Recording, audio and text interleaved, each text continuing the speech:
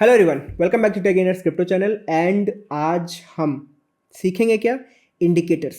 Basically हमने इसके पहले ऑलरेडी बेसिक्स सीख लिए हैं, ट्रेडिंग कैसे करनी है सीख लिया है, जितने भी ये टूल्स होते हैं वो हमने सीख लिए, कैंडलस्टिक्स सीख ली हमने, पैटर्न्स देख लिए, सपोर्ट रेजिस्टेंस देख लिया, एवरीथिंग इज देयर। अब हम उन कुछ टॉप इंडिकेटर्स के बारे में आज बात करेंगे एज अ बिगिनर, जिनके बारे में आपको पता होना और जिनके बेसिस पे हम बाई और सेल सिग्नल जिनके सपोर्ट से ले सकते हैं, आज हम वो सीखने वाले हैं। तो जो सबसे पहला इंडिकेटर मैं लूंगा वो है सबसे basic RSI। RSI is basically relative strength index indicator, जो कि ये दिखाता है कि किसी चार्ट में या बेसिकली जिसका भी चार्ट हमने खोल रखा है, स्टॉक, क्रिप्टो, फलाना जो भी हमने खोल रखा है, वो अभी ओवर बॉट सिचुएशन में है या फिर ओवर शोल्ड सिचुएशन में है। ठीक है, तो आप चलो सीधे हम चार्ट पे चलते हैं। यहाँ मैंने कॉस्मिक में इथीरियम ओपन करता हूँ मैं, ठीक है, हमेशा बिटकॉइन देख देख के मैं खुद पक गया हूँ। तो 1 घंटे का चार्ट है, इसमें मैंने RSI इंडिकेटर लिया, ठीक है, रिलेटिव स्ट्रेंथ इंडेक्स। अब यहाँ पे आप देखो, ये आपको एक डॉटेड लाइन दिख रही है ऊपर और नीचे। तो अगर हम इसकी सेटिंग में जाएंगे तो यू विल ऑलवेज सी कि यहाँ पे ये अपर लिमिट और लोअर लिमिट हमेशा 70 और 30 में सेट रहती है। मैं इन लाइनों को थोड़ा सा और वाइट कर देता हूँ, ठीक है, जिससे आपको और क्लियर दिखे। ये लो, और जो मिडिल लाइन है उसको हम हटा देते हैं। डन, ठीक है। ये एक डिफ़ॉल्ट लाइन है, मतलब 70 और 30 की एक डिफ़ॉल्ट लाइन है, मतलब कि 70 के ऊपर अगर RSI चल रही है, जैसे कि ये एरिया है, थोड़ा और जूम इन कर दूंगा तो और आपको अच्छे समझ में आएगा। ये लो, अगर 70 के ऊपर, मतलब यहाँ पे जैसे ये एरिया है, ये एरिया है, ये एरिया है, अगर इसके डॉटेड लाइन के ऊपर RSI चल रहा है तो उस वक्त उस चार्ट को या उस स्टॉक को, क्रिप्टो में बिटकॉइन को, इथीरियम को, जो भी है, उसको ओवरबॉट माना जाता है। एंड इन दैट सिनेरियो हमें ये दिमाग में ले लेना चाहिए कि ये उस सिचुएशन में पहुंच गया है जहां पे ये अब किसी भी वक्त या तो रुक सकता है या तो अपना ट्रेंड रिवर्स कर सकता है। तो अगर आप देखो, बेसिक मेथड में बता रहा हूँ, अगर आप देखो तो ये इसके बाद देखो साइडवेज हो गया एंड डंप। आप यहाँ पे भी देखो, जब ये वाला लेवल आया था वहाँ से मार्केट डंप, ये वाला जब लेवल आया इस जगह पे तो sideways and then gone up. तो हर बार क्या इंडिकेटर सही होते हैं? हर बार सही नहीं होते हैं, they are just indicators. They can support your thinking, मतलब आप जो सोच रहे हो, सपोर्ट रेजिस्टेंस लगाया, ट्रेंड लाइन लगाई, जो आप सोच रहे हो उसको साथ दे के, उसमें जो आपको मान लो 80% कॉन्फिडेंस था, उस चीज़ को 100% कॉन्फिडेंस में ले जाने में इंडिकेटर्स हेल्प करते हैं। तो 70% का मतलब क्या हो गया? Overbought values. और अगर कभी भी ये 30 के नीचे है, देखो 30 नंबर के नीचे है, देखो 30 नंबर के नीचे है, तो बेसिकली इट सेज कि ये ओवरबॉट है और शायद यहाँ पे जिस ट्रेंड में है उधर रुक जाएगा। ठीक है, जैसे 30 है तो डाउन ट्रेंड में है मान लेते हैं, या तो यहाँ पे रुक जाएगा या तो पलट जाएगा। दूसरी बार देखो आया, यहाँ पे रुक जाएगा या तो पलट जाएगा, पलट गया। यहाँ पे आप देखोगे नीचे आया, पलट गया। यहाँ पे आप देखोगे पूरा का पूरा साइडवेज में चला गया या फिर पलट गया। इस जगह पे भी आप देखोगे पूरा का पूरा साइडवेज में चला गया। सो बेसिकली 30 के नीचे है तो इतना आप समझ लो कि आप जिस ट्रेंड में ट्रेड ले रहे हो, अगर उसी साइड में ट्रेड लोगे तो ज़्यादा चांसेस है आपका एसएल फटाक से हिट हो सकता है। अगर ओवरबॉट है और बाई करते चले जाओगे आप, तो आप एसएल हिट कर सकते हो। अब RSI एक, ये बहुत ही छोटा पार्ट मैंने आपको समझाया है, ठीक है, बट RSI से लोग RSI डाइवर्जेंस में भी ट्रेड करते हैं। मैं चलो अभी के लिए एक छोटा सा एग्जांपल देता हूँ। RSI डाइवर्जेंस मीन्स कि जैसे इसी जगह पे हमें पता चल गया था, इसी जगह पे हमें पता चल गया था कि 30 के नीचे आ गया RSI और मार्केट को इसके नीचे नहीं जाना चाहिए। बट कई बार मार्केट देखो ऐसे आई और पुश किया उसने, RSI यहीं पे देखो लोअर साइड में हिट कर गया था ओवर सोल्ड सिचुएशन में, बट उसने मार्केट को और पुश किया और RSI को वापस से 30 के नीचे घसीटा। बट यहाँ पे अगर आप देखो, एक ट्रेंड लाइन ड्रॉ करो तो देखो RSI एक सीधी लाइन ड्रॉ कर रहा है, समथिंग लाइक दिस, बट आपका चार्ट ऐसी लाइन ड्रॉ कर रहा है। तो अगर प्राइस गिरता चला जा रहा है बट RSI जो स्ट्रेंथ है वो नहीं गिर रही है उसके आगे, तो कई बार इसको डाइवर्जेंस माना जाता है और ये समझा जाता है कि प्राइस किसी भी वक्त अब यहाँ से ऐसा हो सकता है। तो यहाँ पे लोग बुलिश ट्रेड्स बनाते हैं। Similar goes for upside. Upside में भी अगर आप देखो, इस एग्जांपल में ये देखो, ये स्ट्रेट लाइन बनी हुई है यहाँ पे, मार्केट में आरएसआई और ऊपर नहीं गया, बट यहाँ पे चार्ट आप देखोगे ऐसे गया और then again you can see कि चार्ट वहाँ से ड्रॉप कर गया। तो दीज आर सम एग्जांपल्स। ये थोड़ा एडवांस लेवल की चीज़ें हैं, मैं इन्हें बाद में बताऊंगा। आगे बढ़ते हैं। तो आरएसआई हमने समझ लिया, जस्ट बेसिक। इनके बेसिस पे अगर आपको एल्गो ट्रेडिंग करनी है ऑन क्रिप्टो, तो what you can do, you can go on cryptomarty.com, you can see this. अगर आप क्रिप्टो में ट्रेड करना चाहते हो तो यहाँ से आप गेट स्टार्टेड में जा सकते हो, and there are so many algos जिनको आप डिप्लॉय कर सकते हो। किसके साथ? कॉस्मिक के साथ। यहाँ पे मेरा कनेक्टेड है, मैं कोई भी स्ट्रेटजी डिप्लॉय कर सकता हूँ। कैसे डिप्लॉय करना है, कब डिप्लॉय करना है, सारी चीज़ें आपको इसके क्रिप्टोमैटी के यूट्यूब में मिल जाएंगी या फिर मेरे यूट्यूब पे मिल जाएंगी कि आप इसे कैसे कनेक्ट कर सकते हो और इन एल्गोज को चला सकते हो। ठीक है, get back to it. RSI हो गया, नेक्स्ट पे चलते हैं। अब यहाँ से देखो आरएसआई हटाते हैं and let's go for very common EMAs, exponential moving averages. ठीक है, तो इंडिकेटर में गए और हमने यहाँ पे ईएमए सर्च किया। मैं सबसे कॉमन बता रहा हूँ जो बहुत ही यूज्ड है। ठीक है, और मैं पहले तो सिर्फ समझाता हूँ। ठीक है, अब यहाँ पे इसको थोड़ा सा ब्लू की जगह वाइट कर लेते हैं एंड लाइन थोड़ी मोटी कर लेते हैं, दैट्स इट। ठीक है, अब देखो ध्यान से देखते हैं हम। देखो, अरे यार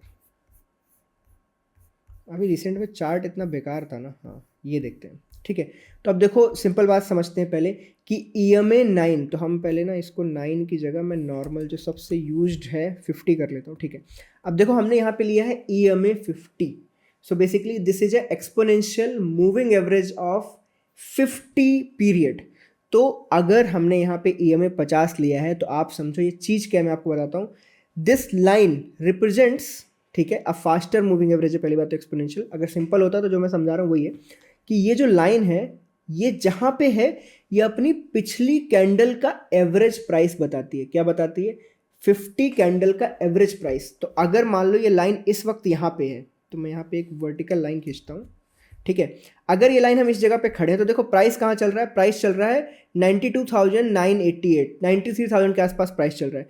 बट EMA कहाँ पे है? 90,526। इसका मतलब ये है कि प्राइस अपने एवरेज प्राइस से लगभग 3,000 पॉइंट ऊपर चल रहा है। लगभग 3,000 पॉइंट ऊपर। क्यों? क्योंकि अगर मैं पिछली 50 कैंडल का एक एवरेज प्राइस निकालता तो वो नंबर आता 90,526, पर इस वक्त मार्केट खड़ी है 93,000 के आसपास। तो मार्केट अपने एवरेज प्राइस के ऊपर चल रही है। This is most of the time a bullish signal. अगर इसी चीज को मैं थोड़ा इस तरफ आऊं, यहां पे देखो अगर आप, तो ये जो रेड कैंडल है यहाँ पे प्राइस है 88,840 के आसपास, और जो EMA है उसका प्राइस है 91,730। यहाँ पे भी ऑलमोस्ट 3,000 पॉइंट्स का गैप है और मार्केट अपने 50 EMA के नीचे चल रही है, तो दैट इज कंसिडर्ड बेयरिश। ठीक है, तो क्या डायरेक्टली इसी पे ट्रेड कर सकते हैं? नो। अब दूसरा एक कॉन्सेप्ट है जिसके बेसिस पे एक्चुअली में लोग ट्रेडिंग करते हैं, तो लेट्स गो। एंड मैं एक सेम EMA इंडिकेटर लगा रहा हूं, बट इस बार उसकी लेंथ आई एम टेकिंग 200। ठीक है, स्टाइल में गए, इसकी सेटिंग कर दी मैंने रेड कलर, हाँ, और ये लो। ठीक है, अब ये जो रेड कलर है, ठीक है, मैं ये दोनों लाइनें डिलीट कर देता हूँ। ठीक है, चार्ट को भी ले लेते हैं, थोड़ा 15 मिनट लेते हैं जिससे मूवमेंट थोड़ी ज़्यादा हो जाए। ठीक है, अब ध्यान से समझते हैं। जो रेड है वो हमारा 200 डे मूविंग एवरेज है और जो 50 है वो 50 डे मूविंग एवरेज है। तो जो 50 दिन वाला मूविंग एवरेज है वो एक्चुअली में फास्ट मूव करेगा, क्योंकि 50 दिन पहले पूरे होंगे, 200 दिन बाद में पूरे होंगे। तो 50 will be called as short term moving average, 200 will be called as long term moving average. तो यहाँ पे दो कॉन्सेप्ट आते हैं, अगर आपने कभी सुने हो। एक होता है गोल्डन क्रॉसओवर, गोल्डन क्रॉसओवर, एक होता है डेथ क्रॉसओवर। ठीक है, ये दोनों सुनने में मिल जाएंगे आपको, और ये दोनों क्या रिप्रेजेंट करते हैं? Golden crossover happens when any stock, any crypto, any currency अगर 50 डे मूविंग एवरेज 200 दिन के मूविंग एवरेज को ऊपर की तरफ क्रॉस करता है, तो this cross is called as golden crossover and that is a very bullish signal. ठीक है, और ये जितने लॉन्ग टर्म टाइम फ्रेम पे होगा उतना बेटर होता है। जैसे ये 15 मिनट पे, 1 आवर पे इससे बेटर होगा, 4 घंटे पे इससे बेटर होगा, 1 डे पे इससे बेटर होगा, ठीक है। तो जितना आप लॉन्ग टर्म में जाओगे उतना बेटर सिग्नल मिलेगा, उतने कम सिग्नल्स मिलेंगे बट बेटर मिलेंगे। आप जितने छोटे टाइम फ्रेम पे जाओगे उतने ज़्यादा सिग्नल मिलेंगे और उतना चॉपी मार्केट में आप फंसोगे। डेथ क्रॉसओवर जहाँ पे 200 mm को नीचे की तरफ काटता है, इसको हम डेथ क्रॉसओवर बोलते हैं and that is considered as very bearish situation. तो आप देखो जब मार्केट ने इसको क्रॉस किया तो यहाँ से मार्केट एक पूरे अप ट्रेंड में थी, मार्केट ने जब इसको नीचे की तरफ क्रॉस किया तो वहाँ से मार्केट डाउन ट्रेंड में कन्वर्ट हो गई। सो बेसिकली अगर मैं बिल्कुल शॉर्ट फॉर्म में बताऊँ कि आपको क्या करना चाहिए, तो अगर हम, बहुत चॉपी मार्केट है यार, ये देखो, अगर वहाँ पे गिरती चली आ रही है क्या, ये देखो, अगर मार्केट ने डाउन साइड में क्रॉसओवर दे दिया है 15 या 200 के नीचे, तो इसके बाद मुझे as a trader only short signals देखने चाहिए। अब उस शॉर्ट सिग्नल के लिए मैं अपने पीछे के कॉन्सेप्ट पे चलता हूँ कि चाहे मैं सपोर्ट रेजिस्टेंस यूज कर सकता हूँ शॉर्ट करने के लिए, चाहे मैं RSI का ओवरबॉट यूज कर सकता हूँ, चाहे मैं ट्रेंड लाइन यूज कर सकता हूँ, चाहे मैं कोई कैंडलस्टिक पैटर्न यूज, मेरे पास बहुत सारे ऑप्शन है। बट एक चीज कंफर्म है कि ट्रेंड डाउन साइड में है, तो आप EMA के थ्रू एक ट्रेंड का पता लगा सकते हो कि ट्रेंड डाउन साइड में है। अब उसके बाद का प्रोसेस है कि आप ट्रेड लेने के लिए किस हथियार का इस्तेमाल करो। हथियार हमने बहुत सारे पढ़ लिए हैं, तो यहाँ पे अब मैं डाउन साइड के लिए मान लो ये सपोर्ट यूज कर लेता हूँ, मान लो ये ट्रेंड लाइन यूज कर लेता हूँ, बहुत सारे ऑप्शन है, ठीक है। तो ये हो गया डेथ क्रॉस, और इसमें क्या कंफर्म होता है, trend. Death cross and golden cross दोनों में ट्रेंड कंफर्म होता है। एंड EMA के क्रॉसओवर्स कई बार बड़े टाइम फ्रेम पे absolute buy and sell signals के लिए यूज किए जाते हैं, ठीक है। आप अगर सपोर्ट रेजिस्टेंस के साथ मिक्स कर दोगे तो आप एक बहुत ही सॉलिड स्ट्रेटजी बना सकते हो। कमेंट स्ट्रेटजी अगर आप चाहते हो कि मैं EMA एंड सपोर्ट रेजिस्टेंस को मिक्स करके कोई एल्गो बनाऊं जो आप क्रिप्टोमार्टी में यूज कर सको एंड डायरेक्टली उसकी 24/7 एल्गो चला सको, कमेंट स्ट्रेटजी, ठीक है। ये हो गया EMA, ठीक है। अब हम एक दूसरे और पे आते हैं, मैं इसको भी यहाँ से हटाता हूँ। एक बहुत ही फेमस इंडिकेटर है बॉलिंजर बैंड्स। बॉलिंजर बैंड आपके स्टॉक का एक तरीके से समझ लो एक्सपेंशन बताता है कि उसकी क्या लिमिटेशंस है और वो कहाँ तक ऊपर चला गया है तो ओवरबॉट हो गया है क्या, नीचे चला गया है तो ओवर सोल्ड हो गया है क्या। जस्ट लाइक RSI ये भी आपको वो सिग्नल दे सकता है। तो हम यहाँ पे चलते हैं इंडिकेटर्स में और मैं यहाँ पे बॉलिंजर बैंड्स लगाता हूँ, ठीक है। अब मैं इसको 1 घंटा कर देता हूँ और जूम इन करते हैं, ठीक है। अगर हम बॉलिंजर बैंड को ना थोड़ा और बेसिक देखें, पहले मैं अपनी ट्रेड्स देख लूँ, सब कुछ बराबर चल रहा है। You see guys, Ethereum is giving 110% of margin, वाह, ठीक है। तो बॉलिंजर बैंड का सबसे पहले मेन काम बताता हूँ। बॉलिंजर बैंड्स प्राइस की वॉलेटिलिटी को नापते हैं। तो आप देखो, ध्यान से देखो, कई जगह पे, ये देखो यहाँ पे जूम इन करता हूँ, कई जगह पे बॉलिंजर बैंड बिल्कुल पास पास में, ऊपर वाला बैंड और नीचे वाला बैंड बिल्कुल ऐसे सट के, इसको बोलते हैं लो वॉलेटिलिटी एरिया। मतलब यहाँ पे प्राइस बिल्कुल ऐसे चिपक के चल रहा है। सिग्नल क्या है, सिग्नल ये है कि आगे मार्केट में वॉलेटिलिटी इंक्रीज हो सकती है और ये बैंड एक्सपैंड हो सकता है। क्या हुआ, यहाँ पे देखो, ये बैंड एक्सपैंड हो गया और मार्केट ने एक ट्रेंड पकड़ लिया। अब सिंपली यहाँ पे देखो, जैसे अगर मैं होता तो मैं बड़े, ये जो बड़ा वाला चंक है ना, इसके अंदर ट्रेड कैसे बनाता। तो मान लेते हैं मैंने ये पकड़ लिया था कि बिल्कुल चॉपी हो गया है, अभी किधर तो जाने वाला है। अब जैसे ये नीचे की तरफ गया तो देखो डाउन साइड में टच तो कर रहा है। अब मुझे पहली बात ये पता है इसने सपोर्ट तोड़ा है, ठीक है, मुझे RSI में भी दिख जाएगा कि नीचे की तरफ जा रहा है। उसके बाद यहाँ देखो ये बीच में टच हो के बार बार गिर रहा है, देखो बीच में टच हो के, यही एक लाइन है बीच वाली ऑरेंज जिसको ये रेजिस्टेंस की तरह ट्रीट कर रहा है। ये बीच वाली लाइन है 20 का EMA, क्या है ये, 20 का EMA SMA 20 नंबर का SMA है। इससे होता क्या है कि ये एक तरीके की शॉर्ट टर्म रेजिस्टेंस या शॉर्ट टर्म सपोर्ट की तरह काम करता है। आप देखो यहाँ पे भी देखोगे ये बीच वाली लाइन है, ये देखो मार्केट यहाँ से नीचे से ऊपर जा रहा है, फिर से पटका गया, फिर ऊपर गया, फिर पटका गया। तो ये एक तरीके की रेजिस्टेंस की तरह एक्ट करती है जब मार्केट अपना एक्सपेंशन देता है और जिस तरफ का ट्रेंड पकड़ लेता है। अगर यही एग्जांपल थोड़ा आगे जाके देखेंगे तो बॉलिंजर बैंड में यू विल सी कि ये अपर साइड में भी इसी तरीके से वर्क करता है। लेट मी सी, ये देखो ध्यान से देखना, आपको कई बार एग्जांपल देखने को मिल जाएगा। यहाँ देखो ऊपर को क्रॉस किया, टॉप पे टच किया, डाउन आया, सपोर्ट लिया, फिर टॉप पे टच किया, फिर डाउन, फिर ऊपर गया, फिर बीच में घूमने लगा, सारी कैंडल्स छोटी हो गई, फिर ऊपर गया, सपोर्ट लिया, फिर ऊपर गया, सपोर्ट लिया, फिर ऊपर गया। तो ये देखो एक तरीके से फॉलो करता चला गया। तो अगर कोई बंदा है जिसको एक्सपेंशन तो मिल गया है बट उसको ट्रेड नहीं मिल रही है, तो यहाँ ट्रेड ना लेके अगर आप इस ऑरेंज लाइन के पास ट्रेड लोगे तो आपका रिस्क रिवॉर्ड और बेहतर बन सकता है। बॉलिंजर बैंड को यूज कैसे करना चाहिए? बॉलिंजर बैंड को एक वॉल्टिलिटी मेजरमेंट की तरह यूज करो, ना कि इस तरीके से कि अरे वो क्या बोलते हैं, ऊपर टच किया तो बेच देंगे, नीचे टच किया तो बाई कर लेंगे। ऐसे काम नहीं चलेगा। Bollinger band higher time frames पे बेटर परफॉर्म करते हैं। ये भी मैं दिखा देता हूँ आपको। ये मैं डेली का चार्ट लगा रहा हूँ, ठीक है। डेली के चार्ट में आप ध्यान से कभी भी देखना, जब बॉलिंजर बैंड का टॉप एरिया टच होता है और कोई भी रेड कैंडल अपना ये लो तोड़ रही है तो मार्केट वहाँ से रिवर्स कर जाती है।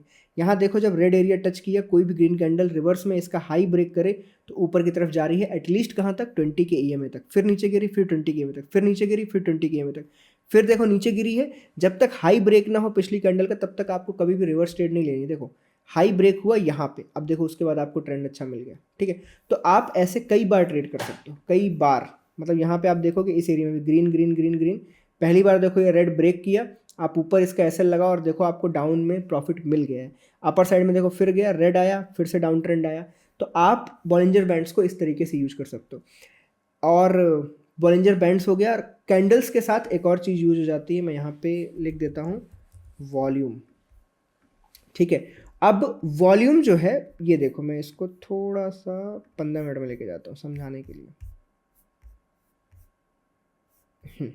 वॉल्यूम बेसिकली एक तरीके का ऐसा इंडिकेटर है, वॉल्यूम का इंडिकेटर मैं ऐसे समझाता हूँ, आपने कई बार सुना होगा। देखो ये प्राइस है, अगर ये ऊपर को जा रहा है, ठीक है, और इसी के साथ में वॉल्यूम ऊपर को जा रही है, तो इसको हम स्ट्रॉन्ग अप ट्रेंड बोलते हैं। क्या? स्ट्रॉन्ग अप ट्रेंड बोलते हैं। ध्यान समझना, अगर प्राइस ऊपर को जा रहा है, ठीक है, और वॉल्यूम डाउन जा रही है, तो इसको हम स्ट्रॉन्ग अप ट्रेंड नहीं बोलते हैं। बेसिकली हम ये किसी भी वक्त इसकी टाइम फिक्स होने वाली है और मार्केट या तो साइडवेज या यहाँ से रिवर्स कर जाएगी। अगर आपको ऐसी सिचुएशन देखने को मिलती है, यहाँ पे बायर्स की स्ट्रेंथ नहीं है, सेम मार्केट नीचे को जा रही है और वॉल्यूम इंक्रीज हो रही है, तो समझना सेलर्स की स्ट्रेंथ है, एक स्ट्रॉन्ग बेरिशनेस चल रही है। अगर मार्केट नीचे को जा रही है और वॉल्यूम डाउन जा रही है, तो समझना रिवर्सल कभी भी आ सकता है, and you should play cautious. आपको हर वक्त शॉर्ट नहीं करना है, ठीक है। तो मैंने देखो आपको RSI बताया, EMAs बताया, EMAs का क्रॉसओवर बताया, मैंने आपको बॉलिंजर बैंड बताया, और लास्ट में थोड़ा सा वॉल्यूम कॉन्सेप्ट बताया। अब अगले वीडियो में हम क्या करेंगे, अगले वीडियो में वैसे देखो मैं आपको मैकडी वगैरह भी बता सकता हूँ, बहुत सारे इंडिकेटर हैं, देखो सही बताऊँ बहुत सारे, बताने पे आओ तो एक वीडियो कम पड़ जाएगा। पर अगले वीडियो में अब मैं आपके लिए स्ट्रेटजीज का पार्ट स्टार्ट कर दूंगा, ठीक है। सबसे पहले हम प्राइस एक्शन स्ट्रेटजीज पढ़ेंगे, जहाँ पे नॉर्मली आप सपोर्ट, रेजिस्टेंस, ट्रेंड लाइंस, इनके बेसिस पे ओनली ट्रेड कैसे कर सकते हो। देन हम पढ़ेंगे कि इन इंडिकेटर से हम क्या क्या स्ट्रेटजीज बना सकते हैं, and common concepts, support, resistance and all, और इंडिकेटर्स, इनको मिला के क्या क्या स्ट्रेटजीज बना सकते हैं, वो हम आगे चल के सीखेंगे, ठीक है। और वीडियो अच्छा लगा हो तो अगेन चैनल को सबसे पहले सब्सक्राइब कर दो, एंड उसके बाद इस वीडियो को अपने बिगिनर दोस्तों के साथ जो अभी क्रिप्टो में नए नए हैं उनके साथ शेयर कर दो, and comment strategy if you want algo on EMA plus support and resistance. Tata, bye bye, thank you.